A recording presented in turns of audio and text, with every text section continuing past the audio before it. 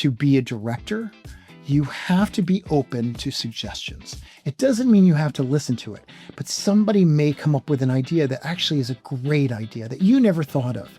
And I think AI will prove to be a great collaborator for those that don't have access to a lot of money or to a relationship with somebody that has a lot of money with a studio.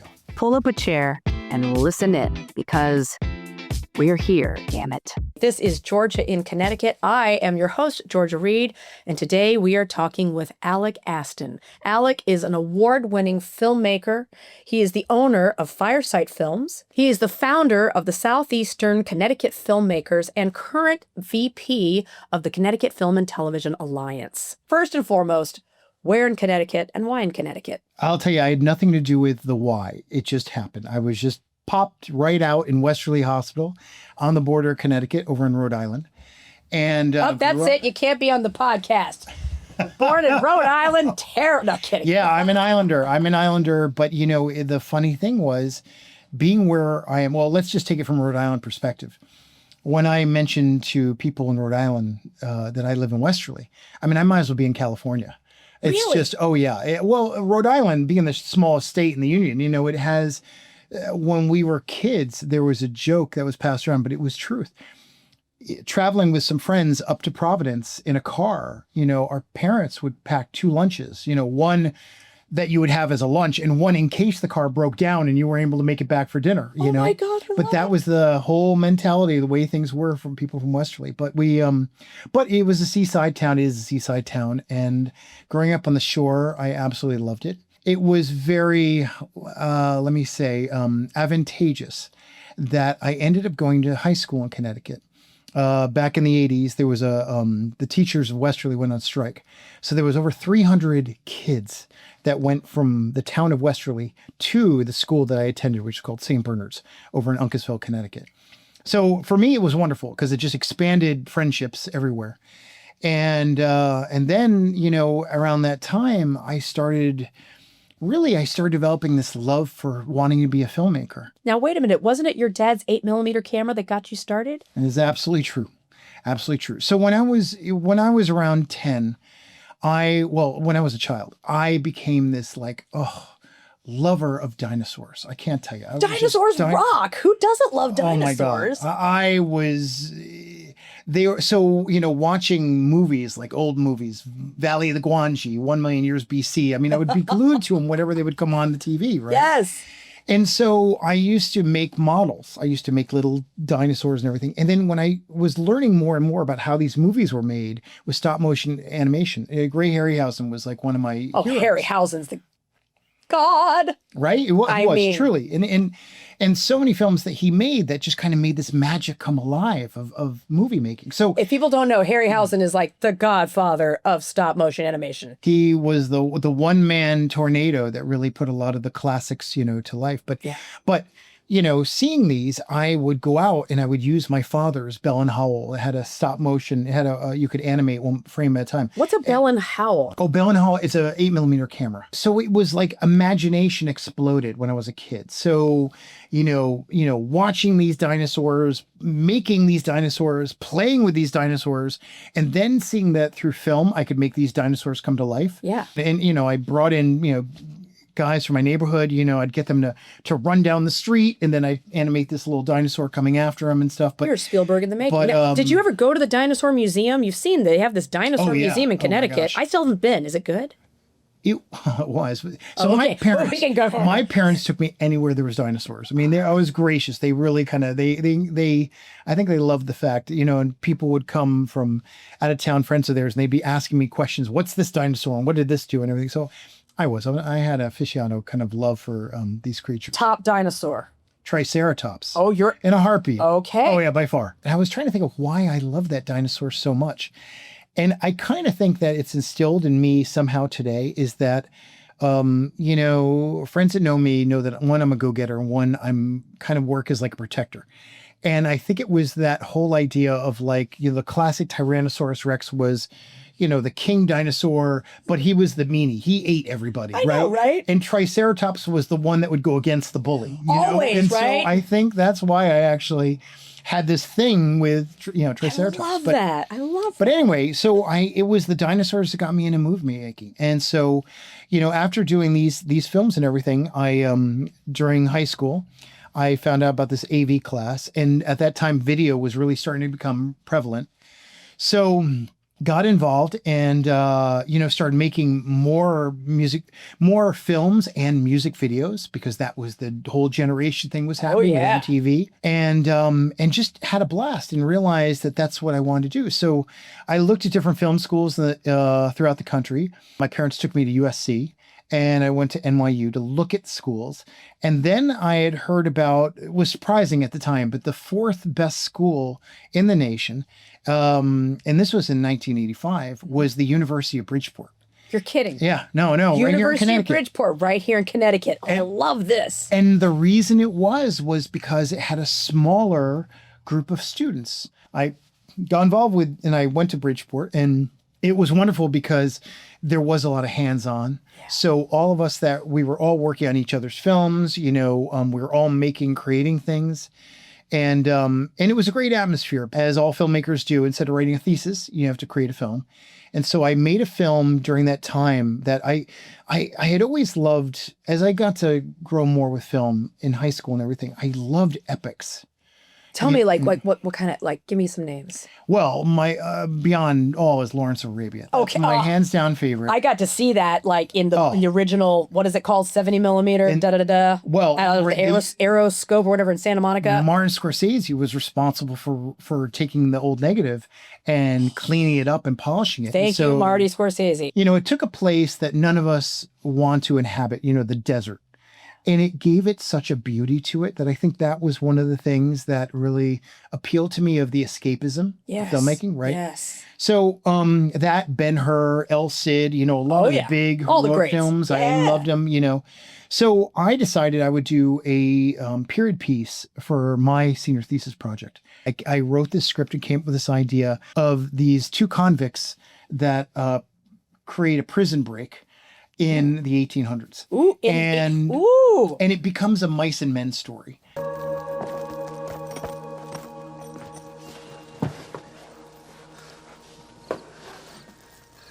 you all right? Why is he always picking on me? Don't worry about him. I want to be free. I want freedom. No, Mitch. You want justice. We filmed it all throughout Connecticut, and it was such a great experience. I brought in 2 actors from New York, 2 SAG actors, so it was understanding how to work with the union at the time as a student picture, and used one of the students, actually, another film student, to be the lead. And the story really centered on this lead and this relationship he has with his pet, which is a rat. Oh. So the things that went on with the creation of this, oh my gosh, the stories. Was it a practical rat? Was it a real rat? I didn't have one rat. I had 17 rats. Real rats? And real rats. Oh, wow. There was at one point I had given the rats because I thought a bonding thing was going to be important with a young actor. So I gave it to him. I gave 3 of them to him. And they got loose in the dormitory. It became a huge problem. Oh my gosh. I called down the dean's office. Oh, it was so much. But and because it was a period piece, we were shooting in all these historical locations. One of the best was up at East Granby. They have, it was used as a prison, but it's an inner set of caves that are up there. It's phenomenal. Oh, and you don't kill the rat. The rat's dead. It's like save the cat, save the rat. Yes. Save the rat. Yes, and I'm all for that. Save the animals. Save the animals. You can kill just about anything else, but if you kill the animal, you lose a lot of audience. And by the way, the name of the film was called Justice. This was this black and white period piece film that I had made. Justice. And so, and Justice was the name of the rat. I was like, Justice the rat? Yes, yeah, right? Justice the rat. I love it. And Justice gets his Yeah, all the bad people get their comeuppance, and justice survives for sure. When I was putting the film together, and at the time we were working in 16 millimeter film, I was editing the film on a cam. Oh, you lucky duck. it was great. But you had to realize too, at that time, you didn't make a cut, like you do now. When you made a cut, it took you 3 minutes to make the cut. Yeah. You had to cut it, pull it back, put tape on it, put it back on the reels and everything, and then watch it and decide, oh, is that okay? And for the most part, it would be, oh, that's good enough. Well, because it's so much work. I feel like it was very much sort of the construction / carpenter saying of measure twice, cut once. Absolutely. So you're being so much more mindful and intentional with your cuts. Yeah. Versus now it's like, push that note, put it back, Right. Which I think in that case you can actually overwork an edit because you can with it so much versus then we're done. So Moving on. You nailed it. That's exactly what it is now. It's kind of what we deal with now. So when I was up there, when I heard about this film school, I had known that one of the gentlemen that taught up there was Ralph Rosenblum. And Ralph is an icon in the editing. I mean, he made the careers of Mel Brooks, Woody Allen. Stop. He wrote a book about his experiences called When the Shooting Stops, the Cutting Begins. When the shooting stops, the cutting begins. And I push it on all the young people that I meet that want to get in editing. I'm like, just read this because you're going to understand so much more of what goes into making a cut than just, as you said, just making the cut. Nah, it doesn't work. Like really thinking about it. Yeah. Psychologically. How is this going to tell the story and enhance the characters? Well, shouldn't everyone read that book? I mean, I think if you're a director, you want to know, then you're looking ahead because you're thinking about it from the editor's perspective, the cinematographer. You're setting up shots. I feel it's so important that when people go, oh, we don't need a storyboard artist, oh, we don't need this, all of the parts are so important for the whole. And more important, what you're getting to is not just having those parts be a part of the project, but the people being a part of the project. Yes. And that is what I have always adored about filmmaking. When you're a filmmaker, you have to collaborate. You have to understand how to work with other people. And in my experience, I have learned that to be a director, you have to be open to suggestions. It doesn't mean you have to listen to it, but somebody may come up with an idea that actually is a great idea that you never thought of. Right. So this collaboration between cinematographers and directors, editors and directors, composers and directors, actors and directors, it's a symbiosis that needs to happen. I mean, that's what makes successful films good. Something that I definitely stress to all the filmmakers I work with when they make their film and they release it is definitely don't be on the defensive. Whatever people say, just take it in. And maybe you should look at like, okay, they didn't understand what I wanted to say. So maybe there was an issue with how I communicated what I wanted to do, whether it was working with the actors, the lighting, the editing, something. But I always become more investigative and saying, well, what didn't you see? Or this is what I intended. What could I have done? And as a director, the things I think a lot of people don't understand is when you step into that role, you have to answer every question.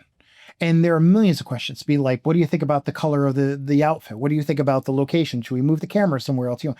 Everything. So the fact is you may not have every answer. And that's where you kind of want to rely on somebody else's suggestion and be like, oh yeah, that's a great idea. Let's do that. You got to surround yourself with the right people. Yes, that is so important. So I found that like the best way to accommodate this is because when you have this communication on set, because it's an artistic thing, there's a lot of passion behind it. And so I have found that sometimes what I will do is say, tell you what, let's try it your way and let's try it my way.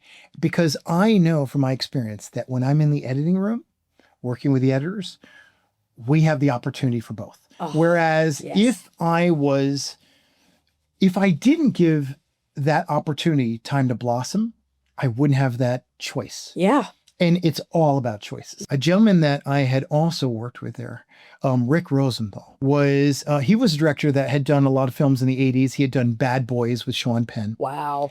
And working with him, I asked him at one point, I said, Rick, I was like, what's the best piece of advice you give me to want to be a director? And he says, I'll give you two of them. He says, one, have good shoes. That makes sense. The second one was learn Tai Chi. And I said, what do you mean learn Tai Chi? I didn't even know what Tai Chi was. I was like, what are you talking about, right? And he said to me, he said, you will always get a difference in opinion on a film set. And he says, you have to understand something. When you have an opinion, this is your opinion, and you go forward with your opinion. Whether you're talking to a cinematographer, an actor, art director, cast member, whoever, they have their own opinion, and they're going to walk this way. So what can happen? There's a little conflict, right? So what he taught me is the benefit of learning Tai Chi is you learn to do this. You come in this way, the other person comes in this way. And instead of doing this, you turn and do this and let them go. And as they go, they tell you everything that they feel they want seen, done, or heard. In the meantime, you get to come behind them, support them, and say, okay, I understand your story, but let's try it this way. I have used that technique for almost everything I do in life, because to me it is so true. It's like everyone is passionate about what they believe in, and you got to give a little room for let them get that opinion out. Yes. I created this company and I came up with the name Firesite Films because to me, the essence of storytelling began around a fire. To me, it was that core value of just listening and being entertained. And my heart was into an anthology series of ghost stories. Connecticut, I'm learning, is so haunted. So very, very A lot of haunted. great stories. I love that. And so we had, and I say we, because at the time I collaborated with a screenwriter down in the London area named Nick Checker. And I had asked him, I said, I want to see if we can find a story locally that I can use as a launching pad for me doing a directorial short film. And we found this story about a gentleman named Micah Rood. Are you looking for trouble, mister? Sorry to disturb you, sir, but a crime has been committed. What do you mean? Have you noticed any strangers mulling about the farm of late? Everything's fine. Is there anything else you need to tell us, Mr. Reed? The story goes that a peddler came into town. Peddler was never seen from. He was told to spend the night up with this character, Micah Rood. So the town all thought maybe he was there. He was not seen for weeks, and it turned into months. And then the strangest thing that happened was, being an apple farmer, one of the trees that Micah Rood had started to produce fruit with red spots in it. And the townsfolk believed that Micah may have killed the peddler and buried his body under the tree. Ooh, I love it. And it started a series of legends, right? So anyway, the story was great. I loved it. I'm like, we got to do this. So I ended up bringing in Ron Palillo, who used to play Horshack on Welcome Back, Kotter. Great actor. And I did it through the relationship and the friendship that he had with Nick. He and Nick Checker had gone to school together at UConn. And I was able to find a lot of great other actors in the area. And it was fortuitous that Ron's partner, Joe, was able to come in and work as the sheriff. So we had a little ensemble together. We filmed all locally within southeastern Connecticut. And it was a wonderful experience. And so when I was done with the film, I had asked those that helped volunteer on crew, what can I do for them? And they all wanted to make films. Who does that? So- Guys, I got to pause here. Usually when people finish a film, they go, that's great, see ya. And maybe you see each other again 6 months to a year down the road at some film festival. But you made the choice to turn around and give back. I got to pause and go, is that just your innate Triceratopsianness, or was there another reason behind this? I'd like to think so. I'll take that, you know? Yeah. I think maybe I might put that Triceratops on my license plate. I think so. It's going to be 7 letters. I'll figure that out. You're in the Are we in the tri-state area? No. No. But the whole, but the whole thing was I threw it back at them, and they wanted to make film. Now, a lot of these people, by the way, were people that came in that volunteered to be on the crew for me while we made Micah Rood. And some of them had already been working on their own scripts. Nick Checker had been a screenwriter instructor as well as screenwriter himself. So the people that we pulled out of the class, I said, well, look, let's create a group. So we created a group called Southeastern Connecticut Filmmakers. Wait, what is that? And what is it's The Sect Film. Yeah, so if you say it Sect fast, it kind Film. of gets a little sketchy. Gets naughty. I think that could be good branding. you bring him in with the. Did you say sex film? Well, no, but while you're here, come on over and learn about the Southeastern Connecticut filmmakers. Yeah, Georgia, it was a lot of fun. We had a lot of fun with the name, but everybody was good with it, and we went on for about 5 years, and we grew to about 200 members in the group. Some of them coming down from Massachusetts and even New York, and they realized that the way I had this organization worked is I treated it like film school. So if you want to make a film, you had to get involved with another production, and you had to work in various modes. So you understood what each position did, as simple as it was. So good. Great training ground for them. They loved it. They pursued making their films. They finished their films for the most part. We ended up screening them with the partnership that we had at the Mystic Luxury Cinema. And I'll tell you, it proud papa was I, to have two sold out shows of all their friends and family that came and watched. They paid. Wow. And they would watch these series of short films that we showed that ran about 2 hours. And it was a total joy for all these people to see their name up on the big screen, right? And so it was great. And we lasted about 5 years.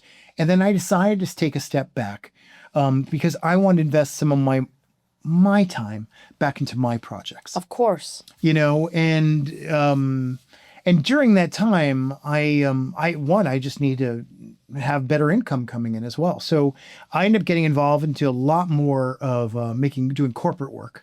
And now today, working with a lot of, from the insurance companies to Hartford to, Pfizer to the hospitals. You made the really tourism. Good bread and butter, like the high end, creamy, I had to. the ghee. For me, and I guess it goes back to this whole thing about, the passion. And that is where I feel blessed because I've been able to do both. There's enough of a small crew. In Firesite terms, I call it our tribe or our circle. Oh, I love that. So there's enough of us that we work together to support each other still doing our little films, but also, I pay them to work on the bigger projects, Yeah. And the fact is, I think you have to have that balance because I know if I was just doing corporate films and only corporate films, I'd be a sour apple after a while, right? Is that passion to me is so important for every artist, to keep going. And so I encourage that in everyone that I work with is that, some of my editors that come in, they'll come in, they'll be working on a project that we have, but I also let them use the machinery and everything to work on their own projects. Oh, that is so great. Did you not mention also that then you went and eventually this is how you ended up becoming the VP of Connecticut Film and Television Alliance? I mean, that's a great networking tool here in Connecticut. Would you speak to that a bit? Absolutely. So I was a little disappointed when I decided I need to step back from Southeastern Connecticut filmmakers. No, I offered, but no one else really wanted to rise to the occasion and take the organization, to the next level. And I was so glad that when I had heard about the Connecticut Filmmaking Alliance, I was like, oh, this is great. This is what we need. Because the one thing that we were serving our little area of Connecticut. But at the time, I was kind of thinking, wow, if Southeastern Connecticut filmmakers could lose the name and just become Connecticut filmmakers, and we open up branches other places. However, I didn't have the energy nor the love to want to run all of this. You wanted to make your own projects. Right. Understandable. And so now that I'm a part of this, I feel like it's just paid in full because now I am able to share knowledge, share my love, and encourage those that are in Connecticut to make films in Connecticut because we are so lucky. The place is, this place is amazing. The people are wonderful. To be able to have this proximity to the cities, to both New York and Boston, is a gift. But it's all changing so much. It's so fast. Between things like the volume, things with AI, it's expanding. I think into worlds that really gives people a better chance and a better opportunity to get involved, Yes. to really create what they wish, whatever their dreams may be. We're going to take a break, but when we come back, we're going to talk about AI, among some other things and projects that Alec is working on. We'll be right back after this. This is the part of the show where we would normally be featuring one of our sponsors. We don't yet have a sponsor, but if you decide you would like to be a sponsor of this show, this is where we would be sponsor, sponsor, sponsor, sponsor, sponsor, sponsor, sponsor, sponsor, sponsor. If you are interested in becoming a sponsor for Georgia in Connecticut, do reach out to us. The link is below in the show notes or description box. We are back. This is Georgia in Connecticut, and I am your host, Georgia Reed. So this is the part where I like to ask the question that every creative just loves to hear, which is, oh, what do you do? What have I seen you in? What are you up to now? You wanted to start with relationships. Tell me about that. The one thing that is reinforced on every job through every aspect of life, how important, not, you hear that phrase, don't burn the bridges, but how important it is to keep a relationship strong, because you never know how it can help aid you on a project in the future. Right. So I am, again, very fortunate that my ties in Connecticut have stayed close, going to college and the University of Bridgeport. And some of those students that have graduated and gone on to other things, some of them decided not to become filmmakers, but they're doing other things where some have hired me to come on board to do a corporate video for the place they work. I love that. And the reason why they do it is because they trust me.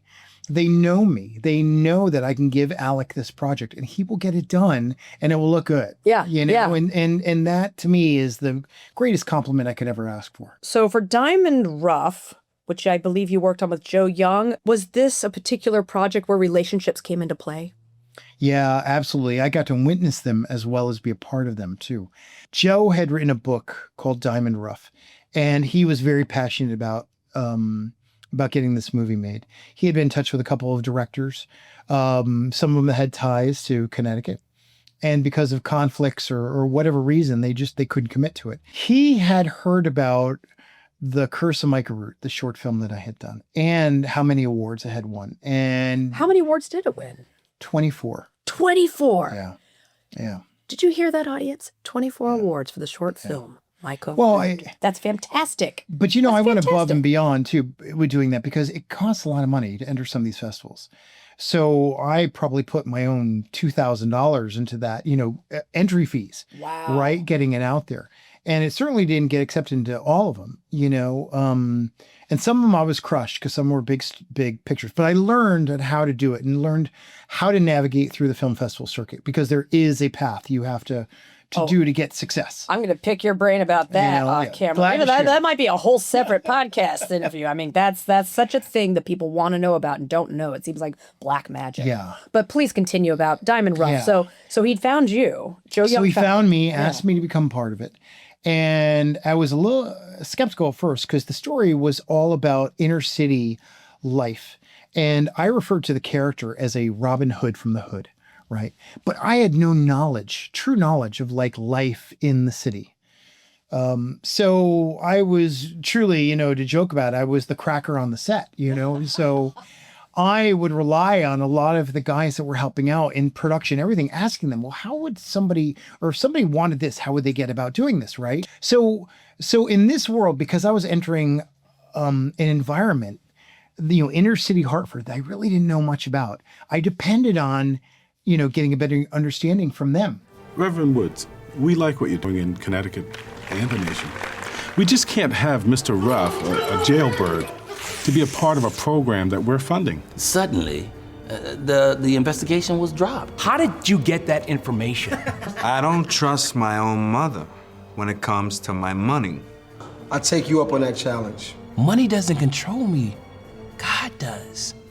The Bible says faith is the substance of things hoped for, evidence of things not seen. We ain't seen nothing yet, Brother Don. I believe he's opening some doors. Oh, yeah? Well, tell him to open up these doors first. The book that Joe wrote was epic in its own ways. It asked for big car chases, helicopters. It wasn't your normal indie film. And Can you be an indie film and have a helicopter and car chase? Does that exist? Right. I remember at one point, one of the producers, I love him, came in with this idea, and he went out and he actually filmed a toy model helicopter, saying, we could put this in the background, and put it in post and everything.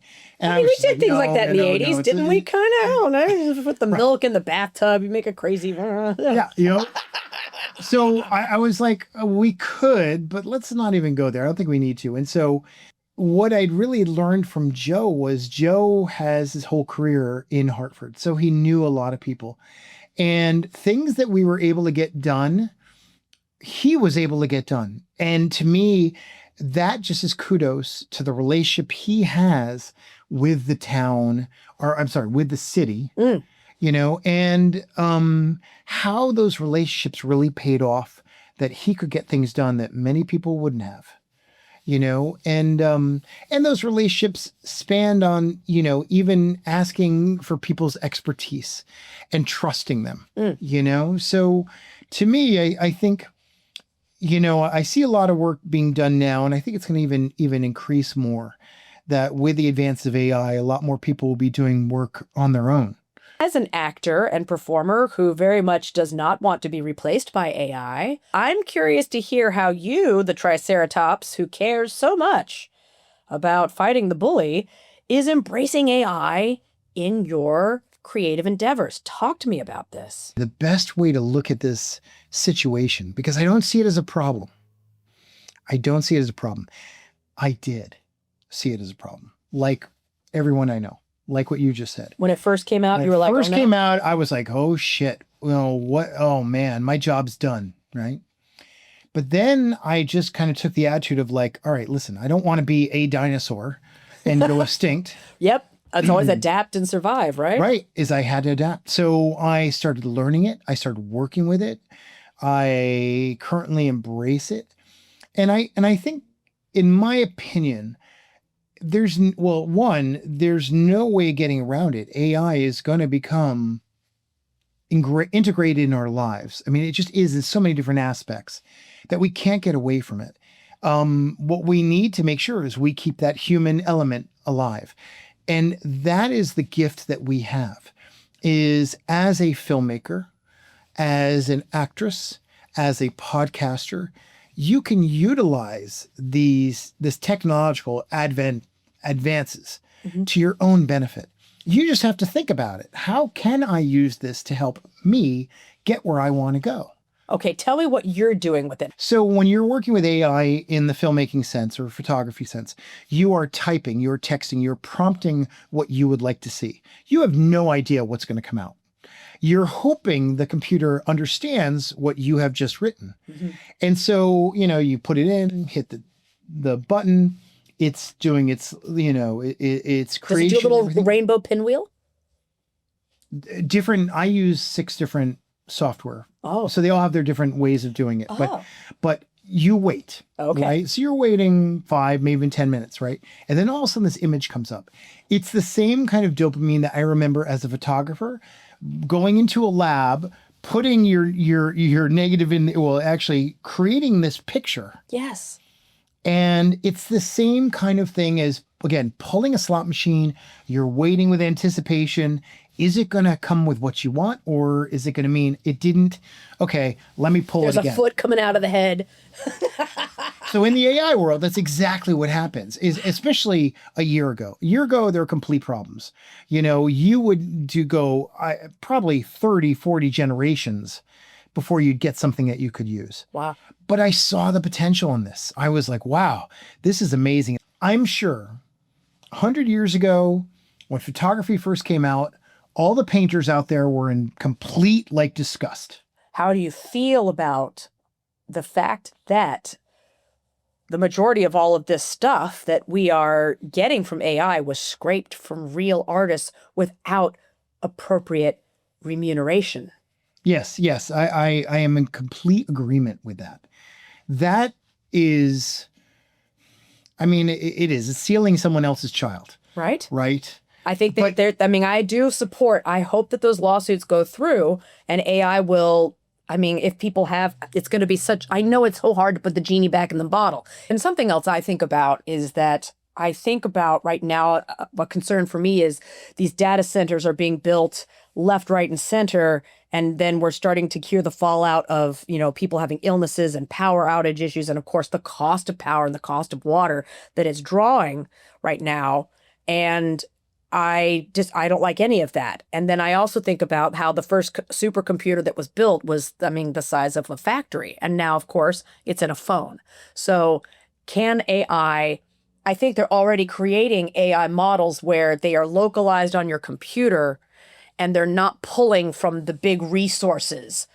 They're just pulling locally and therefore using less energy and therefore being more mindful and less harmful. So I'm hopeful that guardrails are being put on fast and furious. It's But moving on, we could talk about the political implications and the environmental implications all day. But since this is a podcast about creativity and creators in Connecticut, let's get back to what specifically you're using AI for. Like, walk me through how you're using this tool for your projects. Yeah, and I think it goes back to me as a child, my first love, which goes back to dinosaurs. So, when I was in my teens, my brother had loved comic. He kind of was a comic book collector, but he didn't collect comic books about superheroes. He collected comic books that were about ghost stories. And he had this one character that was known, Conan the Barbarian. He loved this character and had so when I was a kid, I would just see these imagery all over the place. So I had enough knowledge about copyright and everything. I knew I wouldn't be able to get my hands on Conan. So I created my own character, and his name was Tanthar. And Tanthar lived in a world that was a prehistoric world. That he was a triceratops. He was a doer of justice, but he had his own code. So he wasn't baited by kings or by wizards or anything. If you were bad, you need to be eliminated. That was his whole thing. Love it. And I love this idea of this independency, that he was also a character that was an adventurer.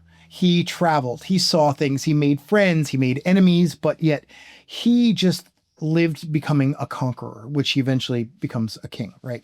So anyway, this launched me to want to be a filmmaker, a director.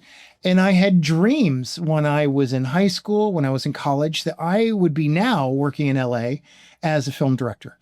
And one of the projects that I wanted to bring to the table to the studios was this concept of this character named Tanthar in this world he lived in, right? I could see it. I mean, like any good, just Tanthar. That's right? Such a great Well, you name. will see it. That's the beauty of it. So you're going to be able to see it because of AI. So what I realized was to go to a studio and pitch this idea, we're talking millions of dollars, right? And if I don't have the clout to become the director, then the project's going to be stolen from me and it's going to be created by somebody else. And you want to be the director. I know there's certain people like, well, I want to see it made, so I will give over these things. But it sounds like for you, no, this is your baby. You want to direct it. So how can you make it happen? Right. So there's projects that I have that I easily pass the torch to. And I kind of was, as I was plotting my career path, I thought, all right, these are the giveaways that I would use to get success and get clout to work my way up the ladder, right? But Tanthar was definitely that's what I wanted to do. So when AI was coming out and then I started creating these images, I started then it was the slot machine. I was like, oh, what if we made this character? What if we made this character? And through typing, I was able to kind of control the way the imagery looked. So last year was a year for me to develop really a development phase of how would Tanthar interact with the world? What kind of adventures would he go on? What people would he meet? This was what my time was last year. Since last year, the advances have been incredible. So now we're seeing more animation. We're seeing more AI that's more live action. That is really being compared to, taking an AI image that's completely digitally generated versus a actor that's been shot and, you know, filmed in a scene. And yeah, it's scary. They're getting close, you know? I don't necessarily really have that interest in being in that kind of world because I always believe that, one, it's the collaboration. Working with actors is, to me, is a pleasure. Yes, but two, well, I'm cutting you off, but I have to say, I'm like, yeah, I think it's still going to be uncanny valley. No matter how close it gets, it's still not human. And I'll tell you, when I'm watching a movie or TV show, when they do those flashbacks and instead of using just a younger actor to play the character younger, they put a mask, a CGI mask, uncanny valley. And I feel it and I'm like, I don't believe it. I don't buy it. I do think in the end, there'll still just be that little bit of something doesn't feel quite right. Like someone who's had Botox done and you're like, I feel like something's not quite right. It just, you know what I mean? I don't know. But I do. I know exactly. But I think for this, you've got a fantasy story, so it's different. And right? I feel the same. But I think what's going to happen is it's already happening. I mean, Netflix just already did what was it, like a $6 billion deal that they're creating a studio that will be mostly shot on a green screen using actors for productions, but using the background and all this to help tell the story easier. And what it's doing is it's going to go back to the traditional studio way of making films. Oh, wow. You know, we're not going to be filming on location. We're going to be filming, you know, in a car, in a green screen behind it, you know, to get funny the we're effect going backwards in some ways. Right? That's great. But when you think about how much money is spent on location. Yes. On different things that now can be changed. I think this is the direction Hollywood's going to go. But Hold on. what does it do? Go ahead. Sorry. What does it do for what we're talking about in Connecticut? Is why people come to Connecticut. Right. They come here for locations. They come for authenticity. Sure. So it's going to... There can be both is what you're saying. There's going to be both. And I think it depends on what project it is. Well, and what story you're telling, right? For example, I think any hard drama isn't going to be replaced by AI. You really need to feel the emotions and have that empathy for the characters that you're only going to feel by seeing somebody give a performance, a true performance, truth. Right. And that's what it's all about, truth. But right? this piece, Tanthar, are you feeling is it like a sci-fi fantasy mix or just fantasy? So matter of fact, the style that I'm doing it in is more, I guess, game-like. So the key is my goal with Tanthar is making these now 10-minute, 15-minute little videos that will lead up to all of his adventures. And I've decided I'm not doing them linearly, which gives me a lot more flexibility. Because as the technology grows, I can then incorporate a little bit better to different scenes and different things that happen to him in his life. Yeah. And what's that doing? That's investing you as an audience to get into the character. Yeah. Right? So I see, Georgia, as AI is becoming an opportunity for many people to become filmmakers. Let's say you make Tanthar. Let's say you get 8 to 20 episodes out there and someone sees it and says, I want to give you money to make this a real animated series with real animators. Would you consider it, or would you still say, nope, I'm sticking with AI? I'm using the technology to make a calling card for myself. In the past, if you want to make a feature film and you're looking to go get distribution, or let's say you were just looking to get funding for it, you made a trailer or you made a teaser. Right. So now a lot of people have been using AI to create pitch decks because it's so easy. But for you, I want to be clear. Are you saying I will make Tanthar on AI no matter what? That's how I see it. Or is it I'm going to start Tanthar on AI as my calling card? And if somebody comes in and invests, great, I'll move to real animation. But if they don't come calling, you can still carry on unobstructed with AI. Yes. Yeah, absolutely. Brilliant. We're working on another project, the project I talked about earlier that I want to do called Historical Haunts, which is a bunch of ghost stories. And these ghost stories are all over America. And I wanted to meet with the networks to talk about this. But my fear was they'll take this idea, which they have been known to do time after time. I have friends in Connecticut that have had fantastic ideas. They went to meet with individuals at networks. The idea was stolen. The idea was produced and made. And they knew they could not take on the big studio because it would be a drag out syndrome in court. Yes. And they would just end up losing money. Yes. And I didn't want to lose my dream.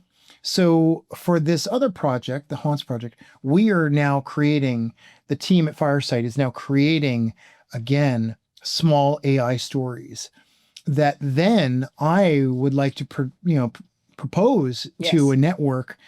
Hey, we would like to do this with real people.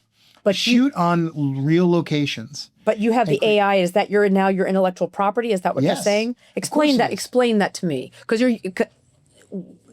because I've heard the argument, if you're creating an AI, it's not your intellectual property. It's actually someone else's, and that's the issue. So clarify this for me.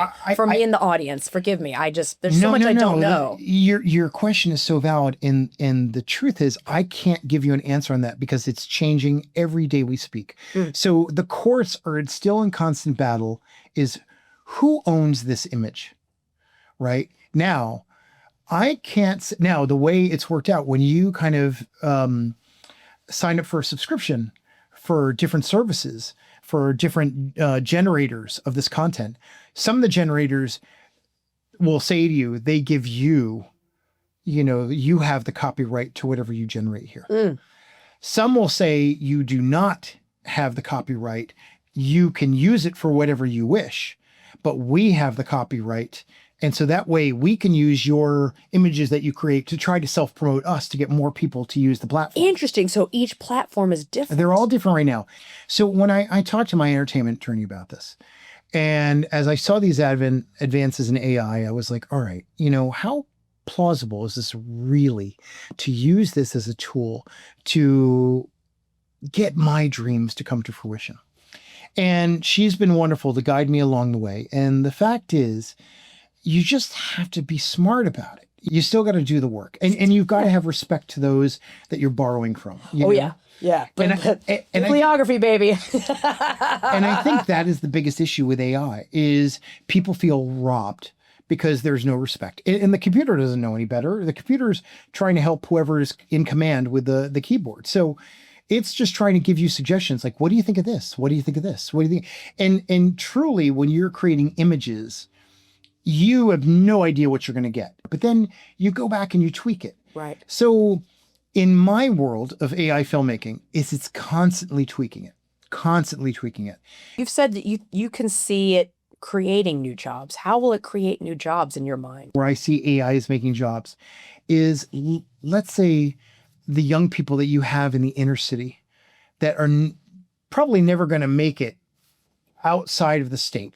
Right? They just don't have the financial resources to.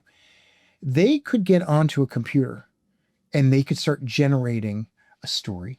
They could start generating images. So again, we're breaking away the gatekeepers and the boundaries. I mean, that's been a big issue, of course, is like access, right? Opportunity, education. Huge. And so it's like, well, if they don't have the right teachers coming into their schools to teach them how to do these things, well, now they can cut through all that crap and use the AI tool. Is that what you're saying? Yeah, absolutely. And so that's something that I've been proposing is we're under Firesite. We're looking at grants right now and working with a nonprofit to collaborate to create schools that I can just teach AI filmmaking in. Wow. Because I think that what I've experienced in working as a teacher, with a lot of the universities as an adjunct faculty member, is it's like, there's always a need to tell stories in human history, right? But it's now, what are the tools that I can use to tell that story? And if it's a lot simpler for somebody to sit into a computer and create all this world. Or else don't do it at all, right? You'd rather have the story. And I will say to my audience, whether these conversations with Alec change your mind more towards AI or more against AI or wherever, even if you're undecided, I feel like I myself have learned so much more about what's happening with AI, how it can be used as a tool, where it's going. And I really appreciate you being so straightforward and honest about this and what you're doing. That takes guts because it is a tricky thing. But I think we need to continue to have conversations about it. And the more we understand the tool that we're working with, the more hopefully we can understand how to use it effectively and at the same time protect ourselves as a society. Absolutely. And I think that's where you can't rush into it brazenly. You really have to really start thinking about how this can help you as a tool, and always be conscious of this, of what can make it better. Because you're going to make mistakes, right? But just don't make the mistakes that are going to cost you everything, right? Is learn from it as it learns from you.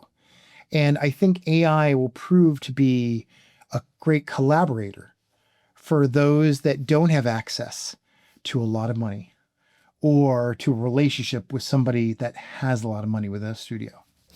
So tell me, Alec, what do you need right now from your community? Please talk to the audience. What do you need?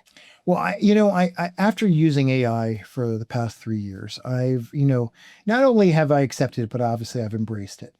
And I'll tell you what I'm looking for is I'm looking for people of all ages that would consider adopting AI into their own toolkit. And I'm going to start training people on how to use this properly by working on our productions. So if there's anyone out there that's interested in learning more about AI for their own stories they'd like to tell, then please, I hope you'll reach out to me at Firesite Films and connect, because I would love to bring you within our circle of filmmakers and have you be a part of our projects. I will say I'm not convinced. I have a lot to think about. Yeah. And I hope you all do too. Let's take a break. We'll be right back with more Georgia in Connecticut, here today with Alec Asten. It's time for your Daily Constitutional. Born in Hartford, Connecticut, this American painter specialized in still life painting. He was the only African-American artist at the turn of the 20th century who painted in still life, and he is the first known professional Black artist to concentrate on still life. Who is he? If you know the answer, click on the link below in the show notes or the description box and leave a comment with your best guess. If you guess correctly, we'll give you a shout out on one of our future episodes. And that was your Daily Constitutional. Let's get into part 3. Did you know that the Connecticut slogan is full of surprises? Well, I think that our creatives here are also full of surprises. And what? I just close my eyes, listen to the music, and let it take me where it takes me. What turns you off? Disrespect. What is your favorite curse word? My favorite curse word is fuck. And the reason being is because there's nothing to me better to pronounce than that k, What sound or noise do you love? The ocean.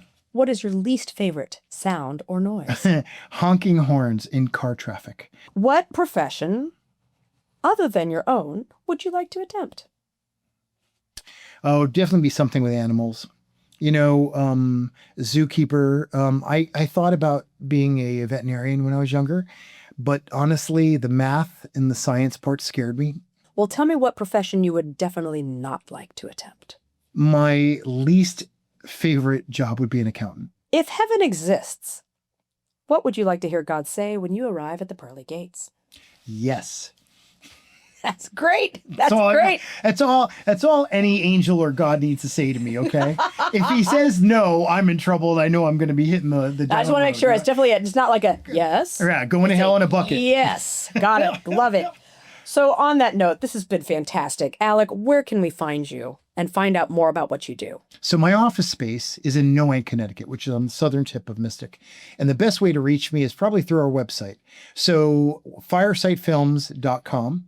You can find an email to reach me, and that's probably the best way. That's fantastic. We'll have all the links, including this one, in the description box below. Was there anything else that we needed to cover before I do the closing ceremonies? No, I don't think this has been a wonderful experience. Thank you for having me. Absolutely. My pleasure. My pleasure. This has been Georgia in Connecticut. My name is Georgia Reed, and to all of my fellow artists out here in the great Nutmeg State, keep creating and keep connecting, because we're here, damn it. Be sure to like, comment, and subscribe. And if you really enjoyed the show, leave us a review. It helps us out a lot. Until next time.